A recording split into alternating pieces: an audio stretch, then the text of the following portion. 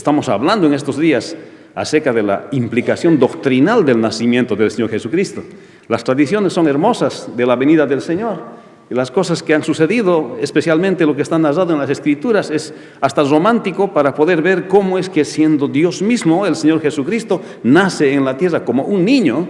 Es romántico, muy bonito, pero es más lindo entender la doctrina, la razón fundamental por la cual el Señor generó esa narrativa en la palabra de Dios y lo que nos enseña a nosotros, el fundamento de nuestra fe. Nuestra fe fundada en el conocimiento de la verdad de la palabra de Dios, no solamente en lo que se puede leer narrado en las Escrituras. Y por eso hemos estado hablando del primer tema la anterior semana, acerca de la Navidad, pero desde el punto de vista doctrinal, humillado. Para el Señor Jesucristo venir a Belén, aunque es hermosa su venida como historia, ha significado la humillación de Él. Significó que Él dejó su gloria, no se despojó de sus atributos siendo Dios. Mantuvo todos sus atributos, su omnipotencia, su omnisciencia, todos sus atributos, su amor, su justicia, todos ellos, mantuvo todos sus atributos, solamente que tomó el cuerpo y se humanó, se encarnó. Y entonces era 100% Dios y era 100% hombre. Muchos dirán, pastor, eso desafía la lógica. Es cierto, desafía la lógica. Por eso es que es maravillosa la Navidad. Porque habla de la humillación de Dios, que siendo Dios dejó su gloria, tomó la gloria de hombre y el cuerpo de hombre, el ser hombre, opacó su gloria, pero no le quitó ninguno de sus atributos. Y vivió entre nosotros como un hombre humilde, como un hombre que no tenía dónde recostar su cabeza, que no tenía dónde dormir. Vivió pobremente aquí en la tierra siendo el mismo Dios. Así que Él se hizo pobre para que nosotros seamos ricos. Así que la primera doctrina que hemos aprendido la anterior semana es la humillación del Señor Jesucristo, la humillación de Dios. Siendo Dios, se despojó de su gloria para vivir como hombre. Y esto es una gran lección para nosotros. No hay ningún pedazo de orgullo que los creyentes, al cual los creyentes deberíamos de aferrarnos al llevar nuestra vida de creyentes. No debería de haber ni un pedazo de orgullo del cual nosotros podamos creernos que somos algo delante de los demás, o mejores que los demás, siendo que Dios se despojó de su gloria, viniendo a nacer como un niño y luego morir en la cruz del Calvario. Nos enseña que los creyentes, todos los seguidores de Cristo, somos humildes y modestos en todas las cosas que hacemos, porque reflejamos la naturaleza de aquel que se despojó de su gloria para venir a vivir entre nosotros. ¡Qué bendición!, ¿verdad, hermanos?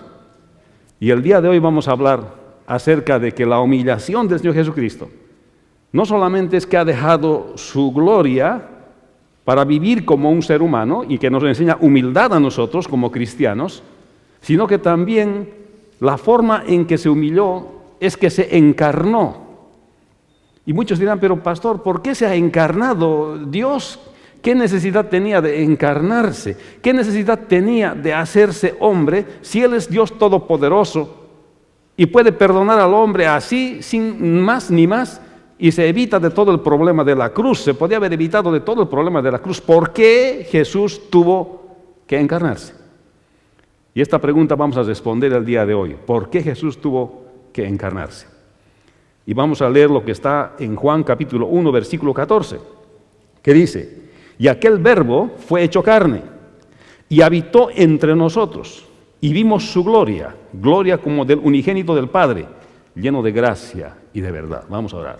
Padre, bendice tu palabra otra vez, y esta vez leyendo en las palabras del apóstol Juan, que describe tu encarnación, en el capítulo 1, versículo 14 de su evangelio. San Juan nos habla y nos comparte de que siendo Dios, decidiste encarnarte para poder venir como un niño y luego crecer en estatura, en gracia para con Dios y los hombres, y luego llegar a la cruz para reconciliarnos contigo. Te pedimos que nos hagas entender tu palabra, y que si hay alguno el día de hoy que no ha entendido tu palabra, Señor, el día de hoy venga al conocimiento de tu verdad. En el nombre de Jesús. Amén. Podemos decir, según este versículo, que la segunda persona de la Trinidad, el Verbo, el Señor Jesucristo, se encarnó para perdonar al hombre de su pecado por su misericordia. Podemos decir también que el Señor Jesucristo, siendo Dios, vino como hombre, se encarnó por su misericordia para salvarnos. Y la semana pasada hemos visto que el Verbo, siendo Dios, devino a ser hombre, que en el cumplimiento del tiempo el Verbo, siendo de la misma sustancia con el Padre, se humilló al nacer en Belén, se vació de su gloria, viniendo a ser verdadero hombre, sin perder su condición de verdadero Dios, y bajo el imperio de la ley. Él vino a cumplir la ley, no vino a borrar la ley, no vino a abrogar la ley, vino a cumplir la ley. También dijimos que las personas, al encontrarse en un estado y condición pecaminosa, tienen la oportunidad de vestirse de inmortalidad gracias a la humillación del Señor Jesucristo. Dios, al hacerse hombre, se vistió de mortalidad para morir en la cruz. Pero los que creen en Cristo, los que creen en Él, creen que el hombre cayó en el huerto del Edén, Génesis 3:15, el hombre y la mujer desobedecieron a Dios y que esa naturaleza pecaminosa que heredaron la tienen hoy y que Cristo vino para que pueda vencer esa naturaleza pecaminosa al creer en el Señor Jesucristo, hoy día se puede vestir de inmortalidad entregándole su vida al Señor Jesús. Amén. Esto es lo que enseña la Escritura. Y utilizamos 3 pasajes en la anterior semana de las Escrituras para hablar de esta doctrina de la humillación del Señor Jesucristo. Gálatas 4:4, también Juan 1:14 y Filipenses 2:6-8. Sabemos ahora que siendo Dios que vino a tomar forma de hombre, pero la forma en que devino a ser hombre se llama encarnación. La forma en que el Señor Jesús se hizo hombre se llama encarnación. Esta es una doctrina importante en nuestra fe. La pregunta es, ¿por qué se encarnó Cristo? ¿Era necesario que se encarne? ¿Acaso siendo el Dios todopoderoso, omnipotente, omnisciente, Él no podía salvar al hombre de la caída del Edén con solamente una orden? ¿Acaso Él no tiene poder y no crea con el poder de su palabra y nada más podía haber condonado al hombre? No podía haber hecho lo mismo con el hombre, no podía haber dicho con su palabra solamente y todo su poder, el hombre está perdonado, y evitar toda esta historia de la salvación. Hermanos, por eso el sermón de hoy se llama Encarnado, porque la Biblia responde a esta pregunta. Y esto nos lleva muy lejos de las tradiciones que a veces tenemos en el mundo de la venida del Señor. No estamos en contra de las tradiciones de celebrar la Navidad, está bien, los regalos, está bien, hermanos. Pero no es el motivo principal porque celebramos la Navidad. Es por eso que vamos a entender la razón de fondo. No solamente es la humillación del Señor Jesucristo, sino también es su encarnación. Y dice, el verso 14 dice, y aquel Verbo fue hecho carne, y habitó entre nosotros, y vimos su gloria, gloria como del unigénito del Padre, lleno de gracia y de verdad.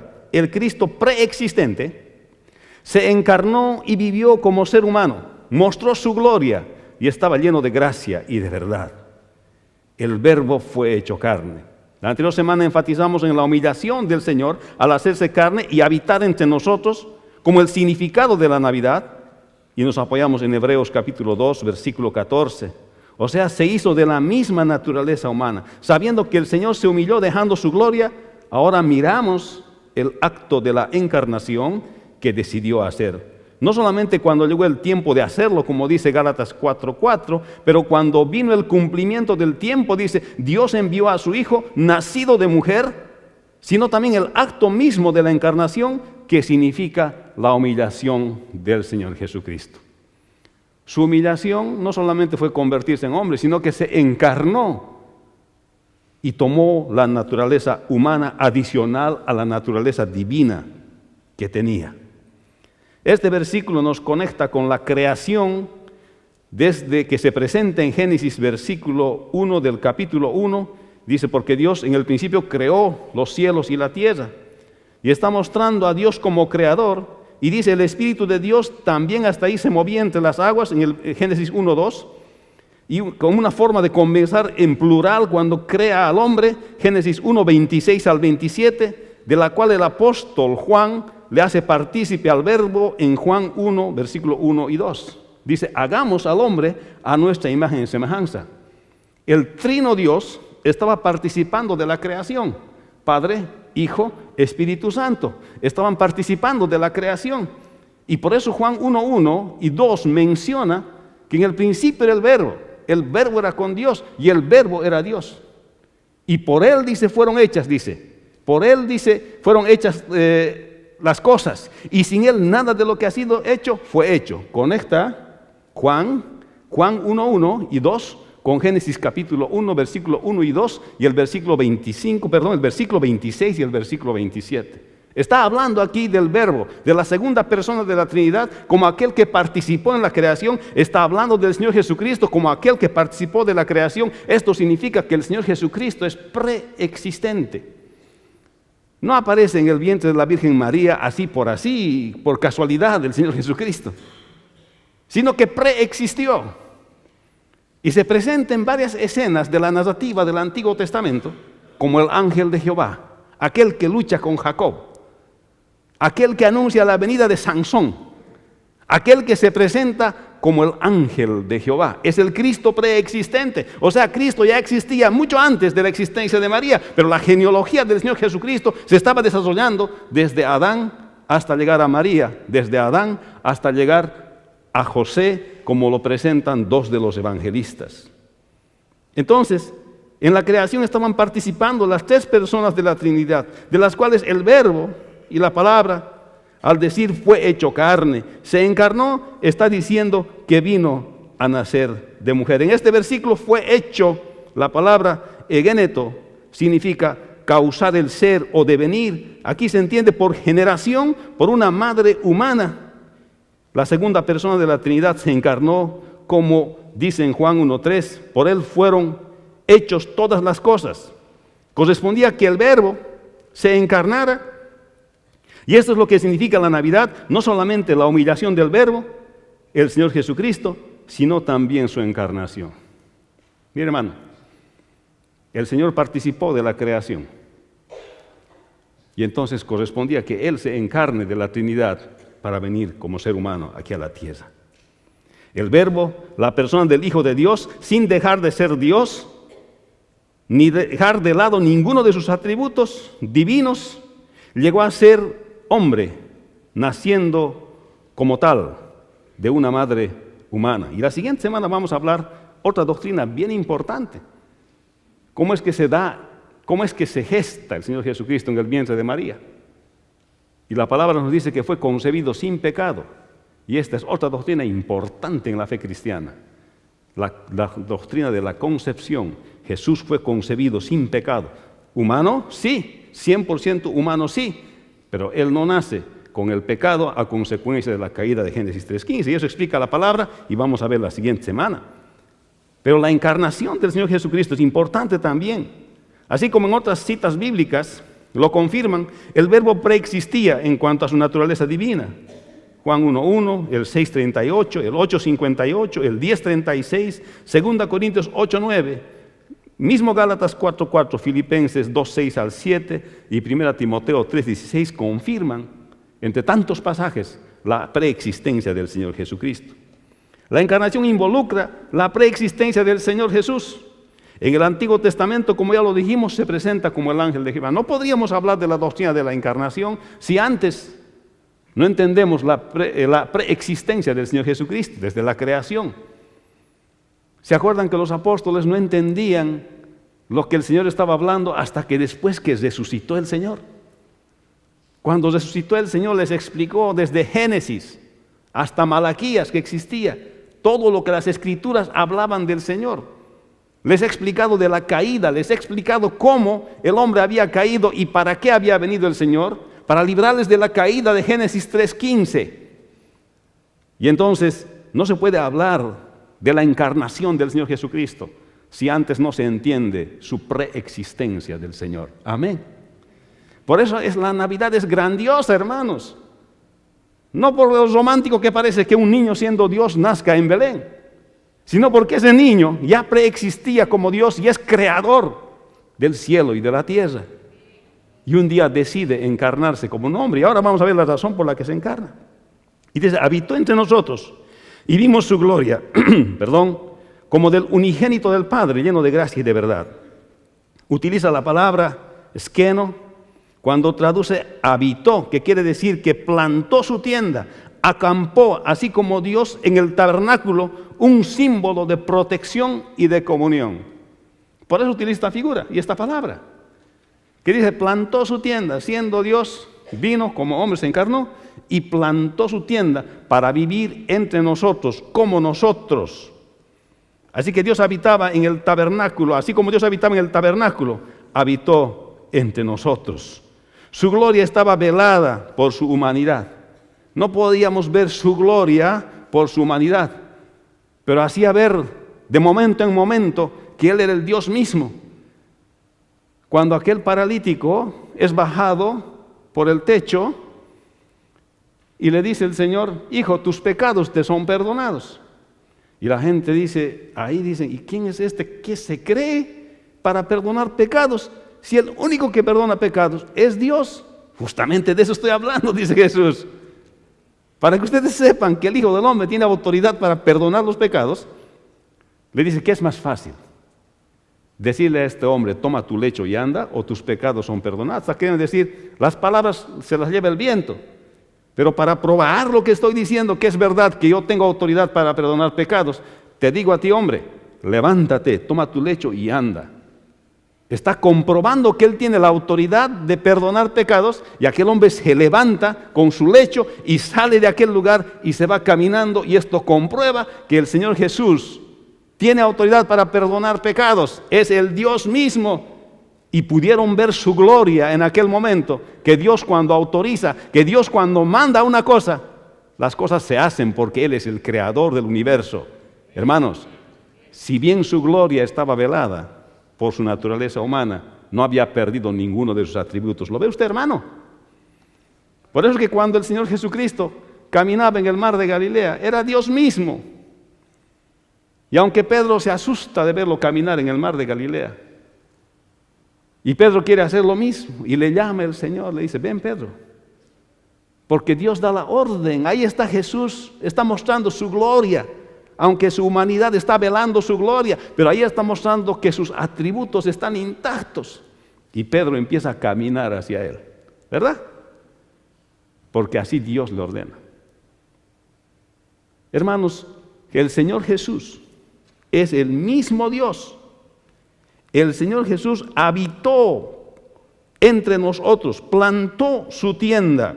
Cuando dice lleno de gracia y de verdad, el Señor mostró la gracia de Dios y la verdad de la revelación. Él es toda la verdad. Porque decía, yo soy el camino, la verdad y la vida. ¿De qué verdad está hablando? Él dice, yo soy la verdad. No dice una verdad, como el día de hoy dice mucha gente. Una persona bien conocida en la televisión dice, why Jesus has to say that he is the only way? ¿Por qué Jesús tiene que decir que solamente Él es el único camino? Y la gente le escucha porque tiene muchos seguidores en la televisión. Jesús dice que es el único camino porque lo es, hermano. Porque la palabra dice bien claro, Él es la verdad y la vida. ¿Qué verdad está hablando Jesús? Está hablando que el hombre en Génesis 3:15 había desobedecido a Dios. El hombre y la mujer, Dios le ha dicho, no comas de este árbol, de la ciencia del bien y del mal. Y ellos comieron y desobedecieron, y toda la especie humana, y no solamente la especie humana, sino toda la naturaleza cayó bajo pecado. Y eso quiere decir que todas las personas que nacen a partir de ese momento, nacen con tendencia pecaminosa de hacer el mal. Hermanos, el mal no tiene límite. Una persona puede hacer maldades hasta el extremo. Por eso es que Dios apoya a las autoridades, porque las autoridades están puestas para restringir el mal. Porque el ser humano desde que nace es tendiente al mal. Génesis 3:15 lo dice. Y por eso Jesús decía, yo soy el camino, la verdad y la vida. Te he venido a contar, tú no sabes, pero muchos años atrás, tus papás pecaron, Adán y Eva. Y esa tendencia que tienes de hacer el mal lo has heredado. Y alguien tiene que salvarte. Y tú no quieres creer que yo soy el que te va a salvar de eso. Por eso Jesús dijo, yo soy el camino, la verdad y la vida. Esa verdad viene a compartir. Y no había forma de que el hombre escuche esa verdad, porque ha mandado profetas y los han matado. Incluso él mismo ha venido después y ha hecho milagros para decirles: esta verdad existe. Si tú no crees en mí, que he venido para nacer y para morir por ti, nadie te va a librar de esa naturaleza pecaminosa que has heredado. Pero si tú crees en mí, te voy a perdonar, porque tu naturaleza humana va a seguir, tu naturaleza pecaminosa va a seguir ahí, aunque te regenere, va a seguir ahí, porque Él nos puede regenerar. Pero esa tendencia al pecado va a seguir ahí. O sea que no hay negocio que tú puedas hacer para tu salvación, porque desde la punta de tu cabeza, como dice Isaías, hasta la punta de tus pies, no hay nada bueno en ti, todo es pecado. Por eso necesitamos un Salvador. Alguien que haya en nuestro lugar pagado el precio de lo que somos. Por eso la salvación, no hay que trabajar por la salvación. La salvación es creer esta verdad que Jesús ha dicho: yo soy el camino, la verdad y la vida. Y esta verdad es que nacemos con una naturaleza pecaminosa, y que si aceptamos que Cristo vino en la Navidad preexistente, se vino a encarnar por la Virgen María y luego crecer y morir por nosotros. Y si creemos esta verdad y le entregamos nuestra vida al Señor, obtenemos la vida eterna. ¿Qué tal? Y nosotros no hemos hecho nada más que creer en Él. Aquel Verbo fue hecho carne y habitó entre nosotros. Vimos su gloria, gloria como del unigénito del Padre, lleno de gracia y de verdad. La segunda persona de la Trinidad, el Verbo, el Señor Jesucristo, se encarnó, vivió como un hombre que mostró su gloria, su naturaleza divina, y era lleno de gracia y de verdad. El Cristo preexistente se encarnó, vivió como ser humano, mostró su gloria y estaba lleno de gracia y de verdad. El Señor Jesucristo, siendo Dios, vino a ser como hombre para mostrarnos al Dios de gracia y verdad. Pero ¿por qué la segunda persona de la Trinidad tuvo que encarnarse? Otra vez, repitiendo la pregunta. ¿Acaso Dios no es todopoderoso para que con solo dar una orden pueda redimir al hombre y dar salvación a todos? Esa es la pregunta que todo el mundo se hace. Dios no es tan malo.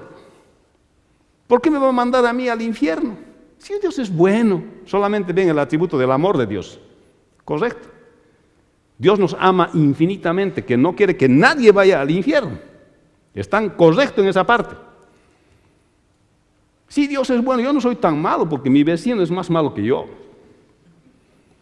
Ese sí que hace maldades. Yo hago unas cositas nomás, ¿no? Ese tremendo es. Ese debe ir al infierno, yo no. Pero hermanos, aquí vamos a ver en Daniel 9:9 dice: de Jehová nuestro Dios es el tener misericordia, el perdonar, aunque contra Él nos hemos rebelado. El Verbo se encarnó por la siguiente razón: para conciliar sus atributos de justicia y amor, mostrando misericordia y así salvar al pecador. Hermano, ¿sabe qué? Nuestra salvación no es solamente porque el hombre ha pecado en el huerto del Edén en Génesis 3:15. No es solamente por eso. Muchos pensamos que, porque el hombre ha pecado, ahora el Señor tiene que venir a salvarlo, a rescatarlo, porque se merece salvación. Hermanos, no hay nada que nosotros merezcamos. Incluso la salvación del hombre es porque Dios quería mostrar su gloria. Y en eso sucede que el hombre ha caído en pecado.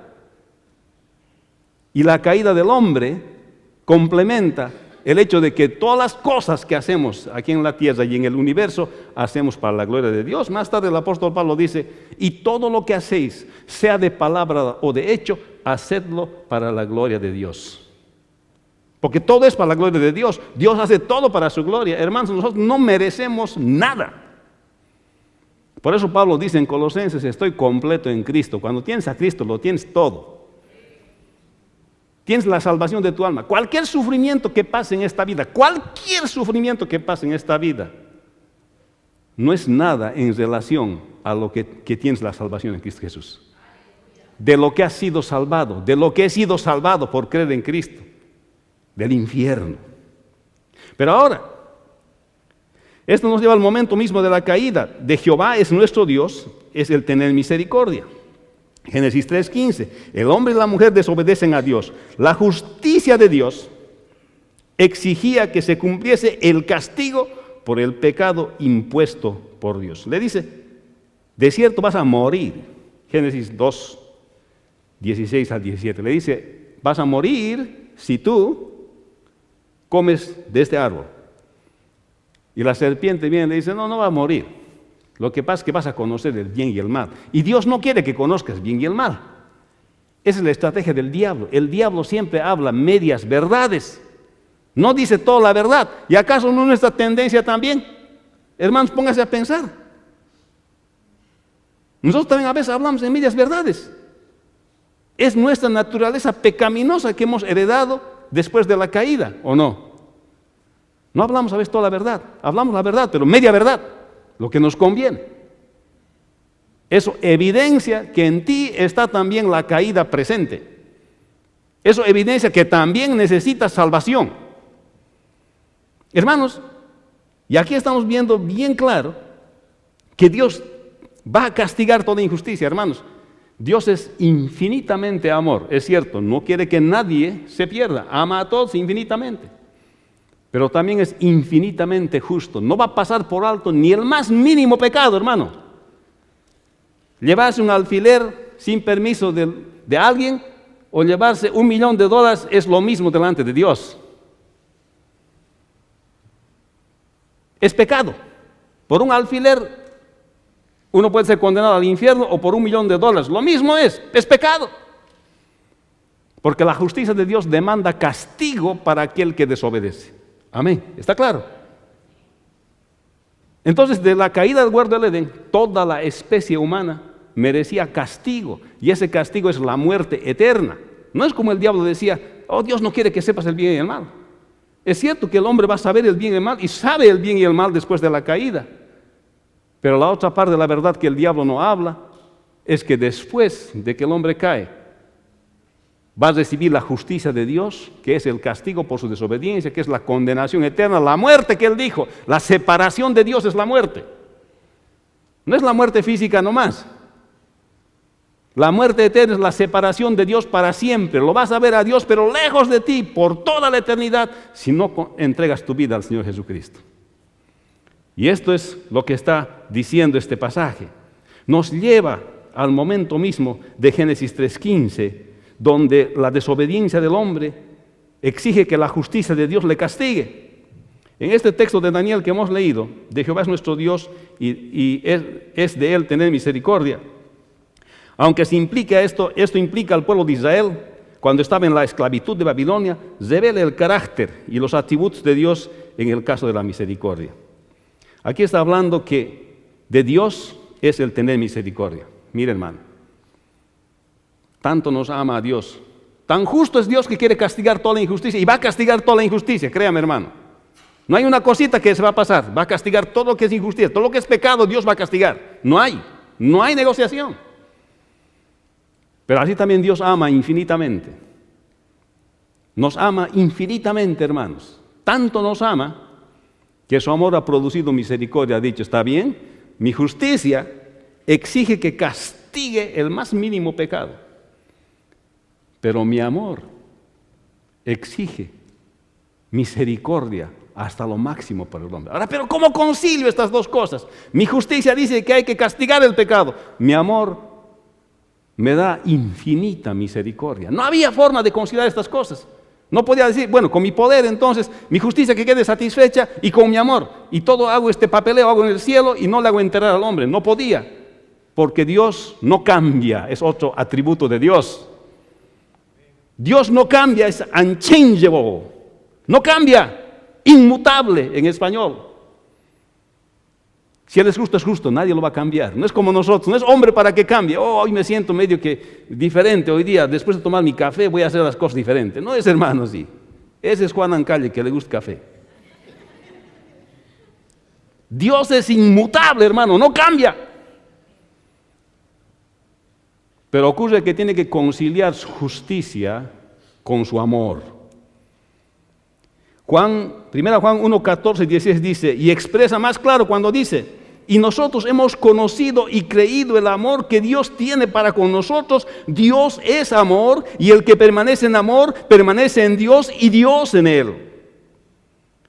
De ninguna manera el hombre caído podía exigir salvación de la condenación eterna por parte de Dios. Él había sido advertido de las consecuencias de la desobediencia, y aunque el hombre merece el castigo eterno por su desobediencia a Dios, o sea, el atributo de justicia justicia de Dios, exige que el hombre caído merezca su castigo, la condenación eterna. Así como lo dijo en Génesis 2, 16 al 17. Pero este versículo que hemos leído dice que el atributo del amor trajo su misericordia para salvar al pecador, al hombre y mujer con naturaleza caída. Así que la única forma de conciliar ambos atributos de Dios, la justicia que busca satisfacción de castigar el pecado y el amor que muestra infinita misericordia, fue la encarnación del Señor Jesucristo. No había otra forma. Así que dijo, mejor voy a nacer en Belén. De tal modo que al nacer en Belén voy a nacer como un niño. Siendo Dios, me voy a despojar de mi gloria y voy a nacer a través de la Virgen María, sin pecado. Eso vamos a ver la siguiente semana. Y voy a crecer en gracia para con Dios y los hombres. No voy a usar mis atributos cuando no sean necesarios. Y voy a vivir como todo un hombre, desde niño hasta que llegue a la cruz. Y en la cruz voy a exigir toda mi justicia. Y voy a castigar el pecado de la caída de Génesis 3:15 en la cruz. Voy a hacer caer todo el peso de mi justicia. Voy a castigar al hombre, porque ese hombre voy a ser yo. Y además voy a llegar sin pecado a la cruz. Y cuando haga caer toda mi ira sobre el hombre, lo voy a amar hasta el último infinitamente lo voy a amar. Y le voy a dar mi vida para rescatarlo. Por eso Juan 3:16 dice, porque de tal manera amó Dios al mundo, que ha dado a su Hijo unigénito, no solamente en la cruz, sino desde el nacimiento en Belén, para que todo aquel que en Él crea que está haciendo esto, que nos está librando de Génesis 3:15, tenga vida eterna. Para que todo aquel que en Él crea no se pierda, escuche bien, no se pierda, sino tenga vida eterna. Al venir Cristo y encarnarse, estaba conciliando Dios los requerimientos de su justicia de castigar el pecado. Y estaba conciliando Dios su inmenso amor, dándonos misericordia, amarnos hasta el último. Y por tanto, no hay contradicción en Dios siempre, porque Dios es inmutable y ha satisfecho su justicia y ha satisfecho su amor con la venida del Señor Jesucristo. ¿Cuántos dicen amén? Esa es la doctrina de la venida del Señor. Por eso que, hermanos, no hay que confundirse con las celebraciones tradicionales que tenemos de Navidad, que también están bien. No me cae mal un regalito a mí, ¿verdad? Ni a ustedes, ¿verdad, hermanito? Pero no hay que complicarse con esas cosas. Es mejor entender la sana doctrina del Señor, de la venida del Señor Jesucristo. ¿Qué verdad? Qué lindo una adición tan grande de conocer la verdad del Señor Jesucristo. Así que la única forma de conciliar ambos atributos, su justicia que reclamaba castigo por nuestro pecado y su amor que otorgaba misericordia, no tuvo más que encarnarse por amor de sí mismo y de la humanidad. ¿Se dan cuenta que la razón por la cual el Señor Jesús se encarna, la segunda persona de la Trinidad se encarna y viene a Belén, es para gloria de Él mismo y de paso para salvarnos a nosotros? No habíamos sido nosotros la razón, no nos creeremos el centro del universo, no lo somos. Dios es el centro del universo, amén. Por su gloria ha venido a salvarnos. Por eso las personas que piensan que tienen que hacer méritos para salvarse están totalmente equivocados. No hay nada que puedas hacer para salvarte, no hay nada. Ni aunque antes de rodillas 2 kilómetros, 3 millas, 4 millas, de aquí a Washington puedes ir de rodillas, no te va a salvar, hermano. No hay mérito que el hombre pueda hacer para salvarse. Dios ha tenido que venir como un niño para satisfacer su justicia, castigándose Él mismo en la cruz, y para satisfacer su infinito amor, extendiéndonos misericordia para todos aquellos que crean que Jesús ha hecho eso. El que crea no se pierda, sino tenga vida eterna. Amén. Y Tito 3, 4 al 7 dice, pero cuando se manifestó la bondad de Dios, nuestro Salvador, y su amor para con los hombres, nos salvó no por obras de justicia que nosotros hubiésemos hecho, sino por su misericordia, por el lavamiento de la regeneración, por la renovación del Espíritu Santo, el cual derramó en nosotros abundantemente en Jesucristo nuestro Salvador, para que justificados por su gracia viniésemos a ser herederos conforme a la esperanza de la vida eterna. Hermanos, o sea que el Verbo, o sea que Dios se encarnó para cumplir con el atributo de su justicia y conciliar su atributo del amor en la cruz del Calvario, por lo cual tenía que nacer como un niño y producir la primera Navidad. No había sido tan simple, ¿no? No había sido tan simple la Navidad, no había sido que todo el mundo celebra. Tampoco es cuestión de decir solamente Merry Christmas, vamos a decir de nuevo, tampoco es así. Do you know it? ¿Sabes lo que quiere decir Merry Christmas? Tienes la salvación de tu alma en Cristo, lo tienes. Entonces esas palabras tienen significado. Si no solamente es una festividad, pero si tienes a Cristo en tu corazón, tiene un verdadero significado, porque es asunto de vida o de muerte. Aunque el Señor podía ordenar la salvación del hombre con su omnipotencia, pero el pecado exigía satisfacción y su amor extendía misericordia. El hombre y mujer caídos no eran dignos de que Dios los salvase, pero Dios sí era digno de salvar a los hombres por sus atributos y para su gloria. No éramos dignos de que Dios nos salve, hermanos. Nuestro destino era el infierno, pero los atributos de justicia y de amor de Dios eran dignos de salvarnos. Así que ni siquiera nuestra salvación había sido por nuestro motivo.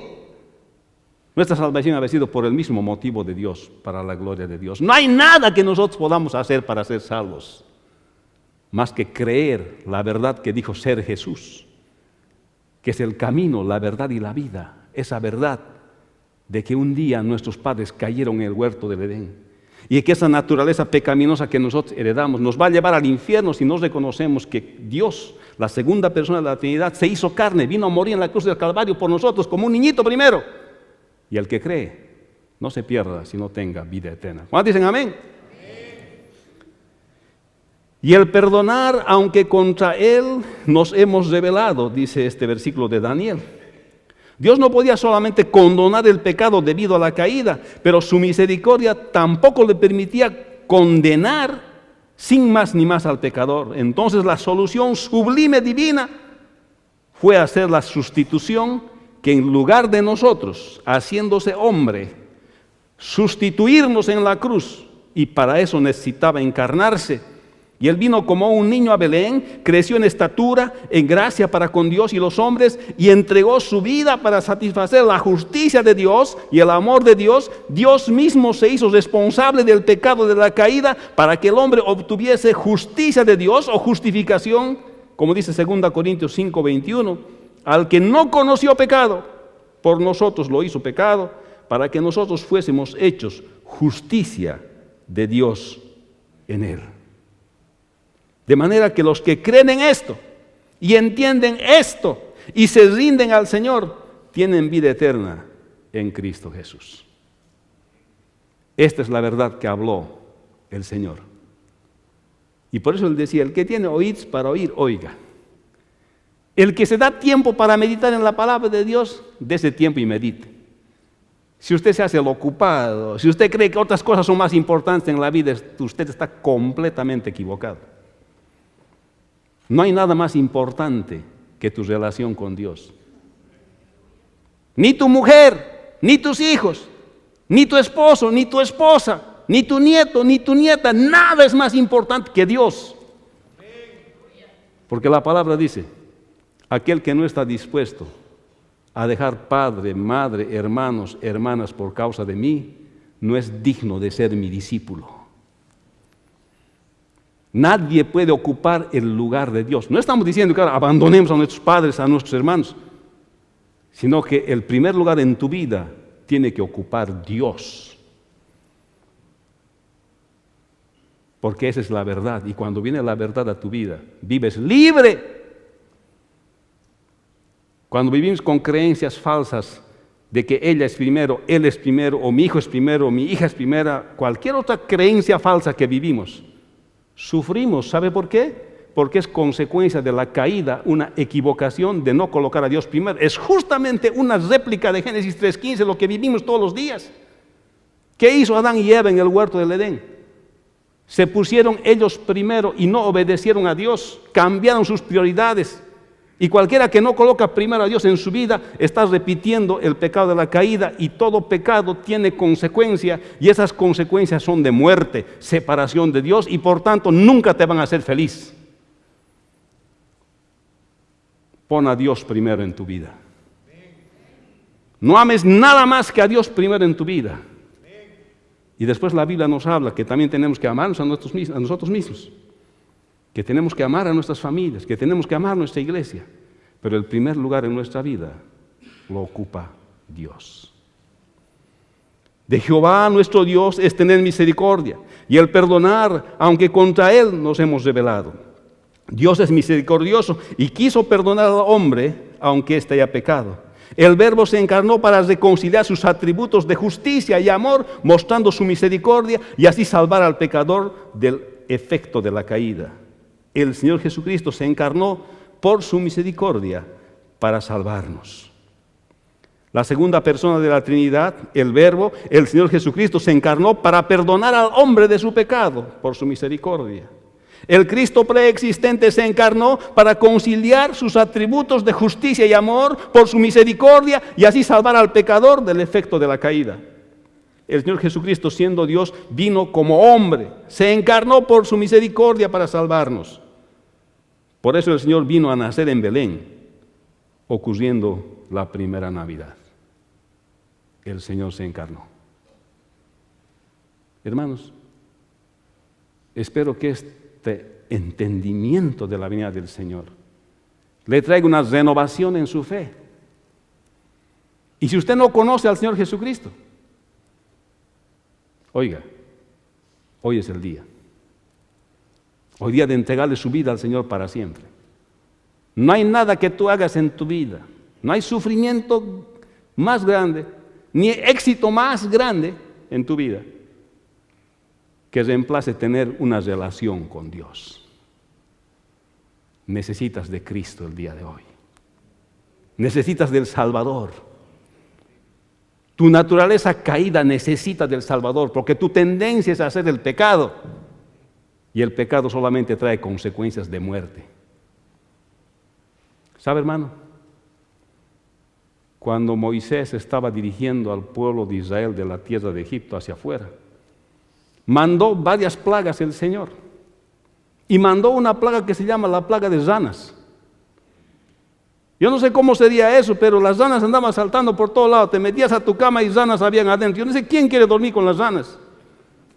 Ponías tu sopa y las ranas saltaban ahí, yo creo. Y todo el tiempo estaban las ranas ahí y estaban aburridos de las ranas. Y cuando Moisés va donde Faraón le dice, ok, deja ir a mi pueblo. Y Faraón dice, bueno, ¿cuándo quieres que quitemos las ranas? Le dice Moisés. Y Faraón sabe qué responde. Mañana. Si a mí me dijeran, ¿cuándo quieres que quitemos las ranas? Yo diría, ahorita, ayer, por favor, quita las ranas. No quiero dormir más con ranas, no quiero comer más con ranas. Pero sabes, en este mundo, eso refleja la naturaleza pecaminosa de las personas de Génesis 3:15. Muchos todavía quieren dormir una noche más con las ranas y no quieren venir al Señor Jesucristo. ¿Cuándo quieres ser salvo? Mañana, una noche más con las ranas.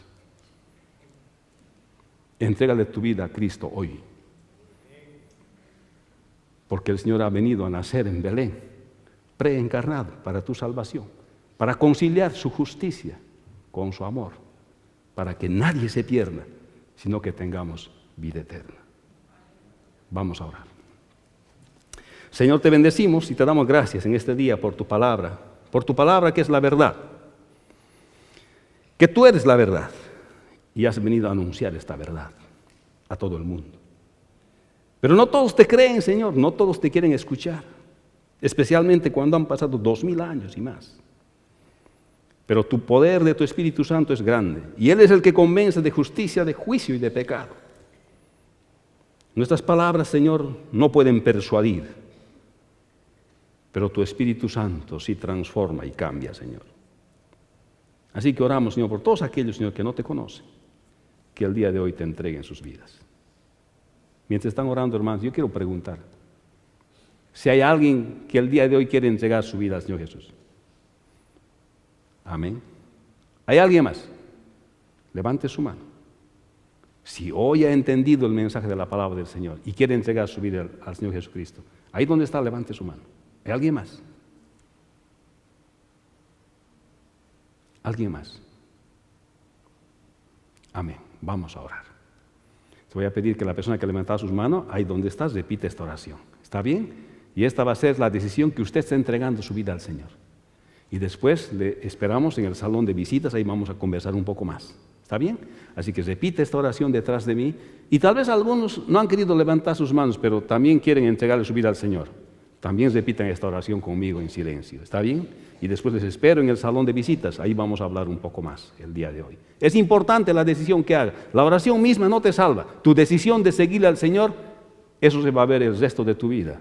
Porque una oración no te salva por ser oración solamente. Así que entrégale tu vida al Señor. Así que vamos a inclinar nuestros rostros y vamos a repetir esta oración, por favor. Padre, en el nombre de Jesús, el día de hoy he entendido que tú has venido para morir por mí en la cruz del Calvario. Que has venido a nacer como un niño. Y por tu justicia y por tu amor has venido a morir en la cruz. Y ahora, Señor, yo creo que tú eres la verdad. Y por eso te entrego mi vida el día de hoy para siempre. Y quiero vivir para ti.